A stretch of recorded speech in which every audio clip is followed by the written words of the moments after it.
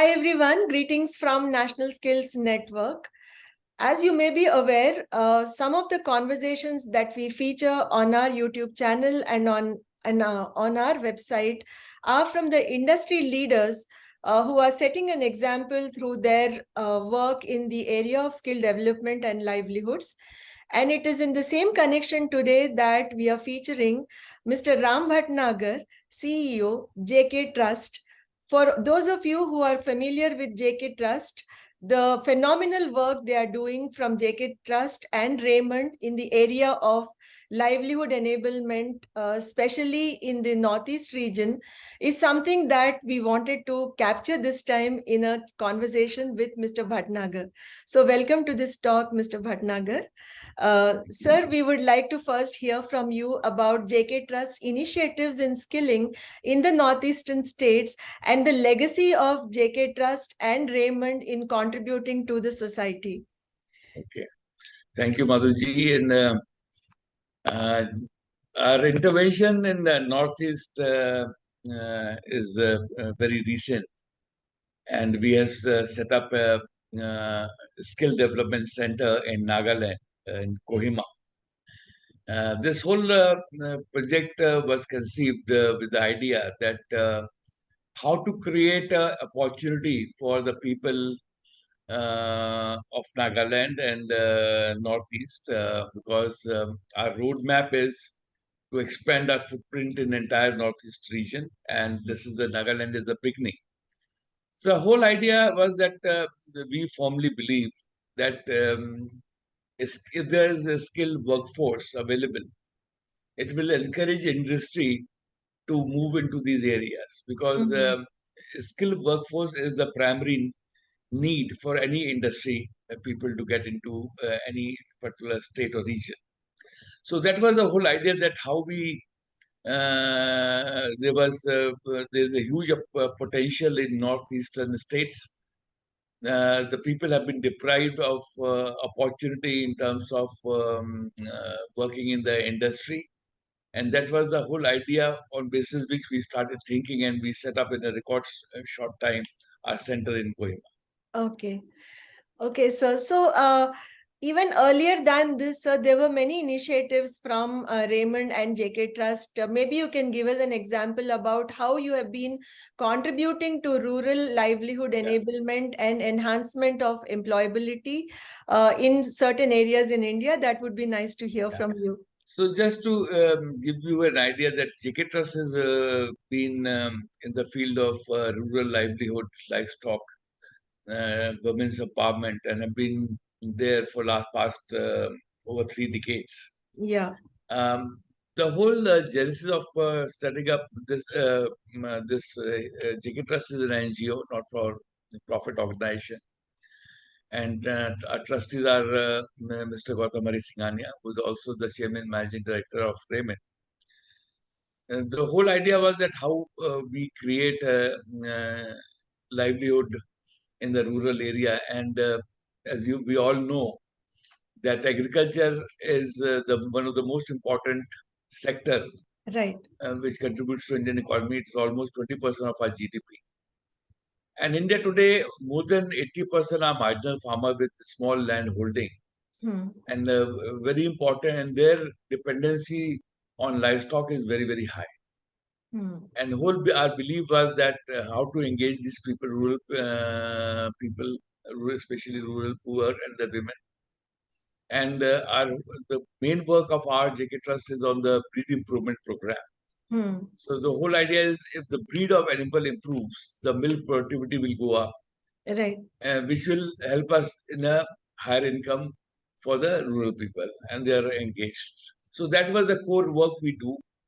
And besides that, although it was done from Raymond, the tailoring, we had also involved in the skilling part of it. We had set up the centers in Bihar in the past through Raymond work. Tailoring Skill Development Center in Bihar, which we ran for almost 5-7 years in close cooperation with the government of Bihar. Then currently running centers in Lucknow, which is our large center again set up in ITI Lucknow, where we train almost in a year 300 women, primarily majority of them women under advanced tailoring skills. Then there's center we are having in West Bengal. We have also run 2 centers in Rajasthan. And now under JK Trust, we are created in Nagaland. The employment link, which is a very unique thing, that it is linked to employment, Right. training, tailoring tailors operator program. And after training, people get employed in the garment factories. And so maybe we can learn more about your focus in the Northeast region. Is there a particular reason, that you're focusing on Northeast? And also you have picked up Nagaland as the first state where you're creating an impact. So what is the plan for, maybe scaling it up in other states in Northeastern India? See, when we started, we had a plan of setting up 5 such centers in Nagaland, in Northeast states. We are looking at Assam, Nagaland, Manipur, Arunachal Pradesh, Tripura. And first, we got a very, very quick response from government of Nagaland. And they provided us space. I think they were very, very proactive. Okay. And in their whole dealing with us. Probably why we went to Nagaland, a few things about Northeast states, and same applies for Nagaland as well.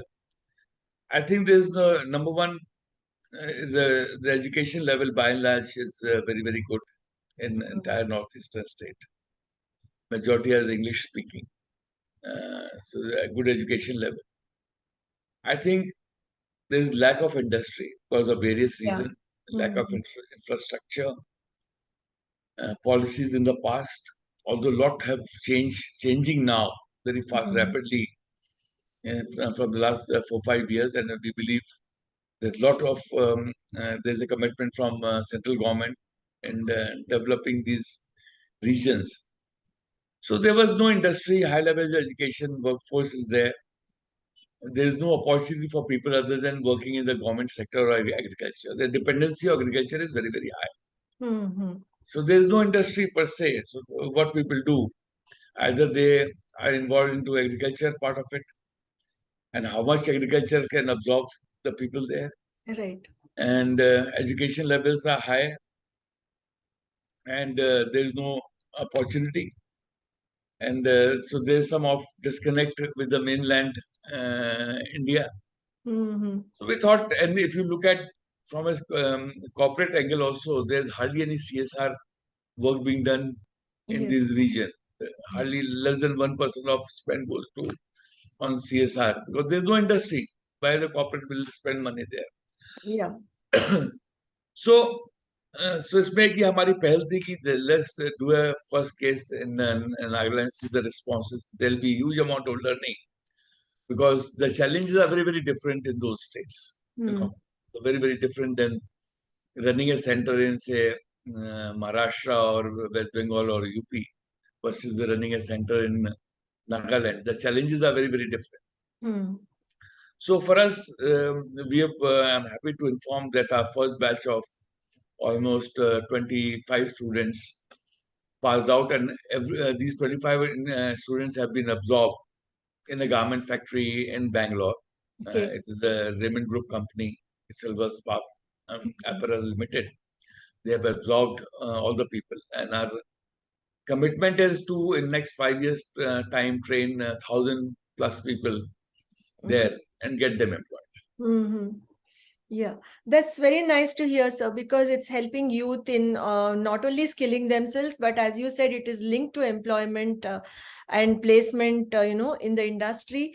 And sir, what about those, for example, if you look at it in the long run, there could be people who may not want to stay in a different place, like after doing this job for a while, in case they want to migrate, go back to their own state. Would you be helping them out, with some initiatives when they are back in their state? Yeah, excellent question. And I also feel the same, My personal belief is that people are not going to stay there forever. Yeah, yeah, I yeah. think the important part, and when I was talking to the chief minister and the leadership team in Nagaland, and exactly I told them, look, it's important for them to get exposure, how to Right. work in a world-class facility. Hmm.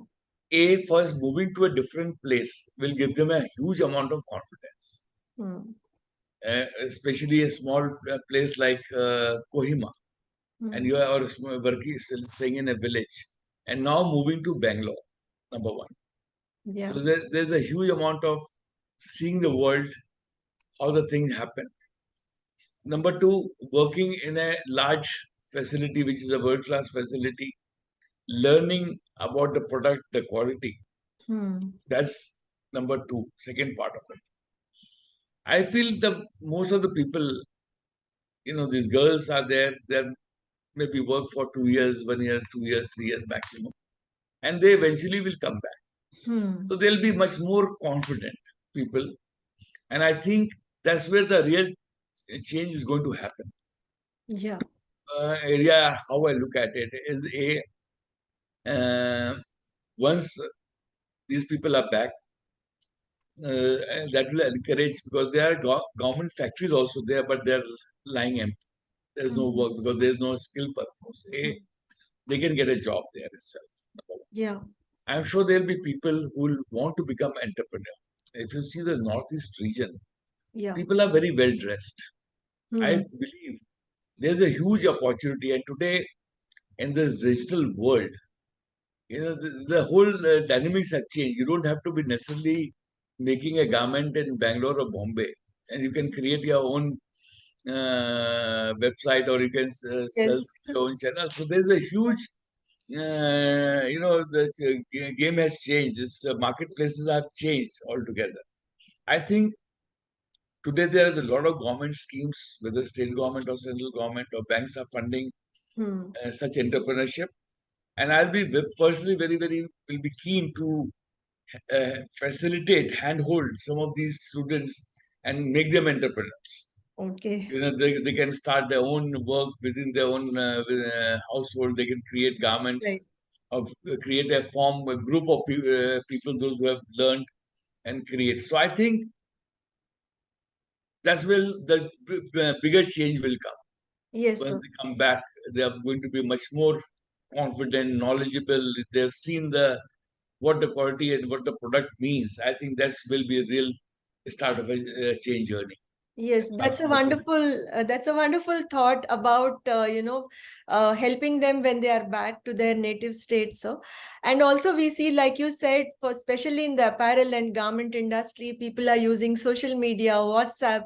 All these are creating market linkages for them to launch their products. And we are very happy to hear that you are willing to help such youth who want to start on their own. Sir, and one more point here in connection with this is often we from NSN, get queries like in case they want to partner organizations like yours, is there an opportunity for others to partner JK Trust in implementing these programs, or is there something like that which is available for people? Yeah, see, just to let you know, JK Trust is a purely an implementing body. Hmm. We implement the project.